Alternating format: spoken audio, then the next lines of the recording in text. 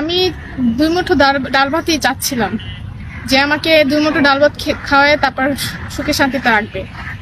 এর থেকে তো আর বিলাসিতা কিছুই চাচ্ছি না। সুপ্রিয় দর্শক, আসসালামু আলাইকুম। জীবন গল্পে আপনাদের স্বাগতম। ক্যামেরার সামনে ফুটফুটে সুন্দর একটি বোন রয়েছে। আজ আমরা তার জীবন গল্প তুলে ধরবো। আসসালামু আলাইকুম আপু।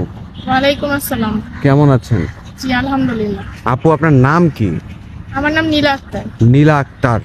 গ্রামের বাড়ি কোথায় নীলা আক্তারের? রংপুর পীরগঞ্জে। রংপুর পীরগঞ্জ। পরিবারে কে কে আছে? পরিবারে মা, আমি আর আমার ছোট বোন আছে। পরিবারে মা, আপনি আর আপনার ছোট বোন আছে, তাই তো? আচ্ছা, ঠিক আছে। আপনার পরিবার দেখার মতো কেউ নাই? না, আমার কেউ নেই। আপনার বড় ভাই বা বাবা নাই? না, বাবা স্ট্রোক করে মারা গেছে আমি যখন 10 বছর ছিলাম। আপনার বাবা স্ট্রোক করে মারা গেছে, তাই তো? আচ্ছা, ঠিক আছে। আপনার পড়াশোনা কতটুকু? ইন্টার পর্যন্ত। ইন্টার পর্যন্ত। আপনার বর্তমান বয়স কত? বর্তমান বয়স 22 বছর। 22 বছর। আপনি 22 বছরের একজন তরুণী, না?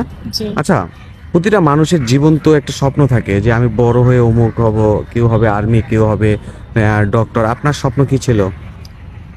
আমার স্বপ্ন ছিল অনেক কিছুই, কিন্তু এখন পরিবারের যে একটা হাল অবস্থা দেখতেছি, এখন ওই স্বপ্ন পূরণ করার মতো আমাদের সামর্থ্য নেই।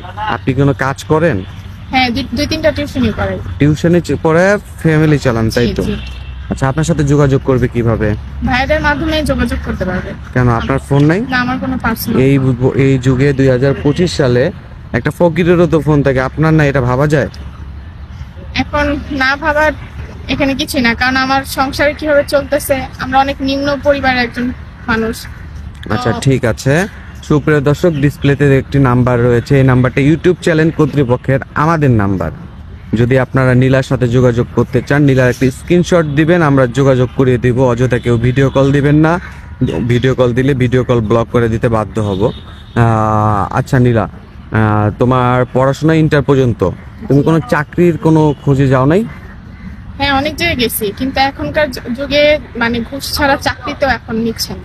ঘুষ ছাড়া চাকরি হচ্ছে না তোমার, না। তাই তো? খুব খারাপ একটা অবস্থায়। আমাদের সংবাদ কিভাবে পেলে? আপনাদের সংবাদ পেয়েছি আমার একটা ফুফাতো বোনের মাধ্যমে, কারণ ও এরকম একটা পরিস্থিতি ছিল।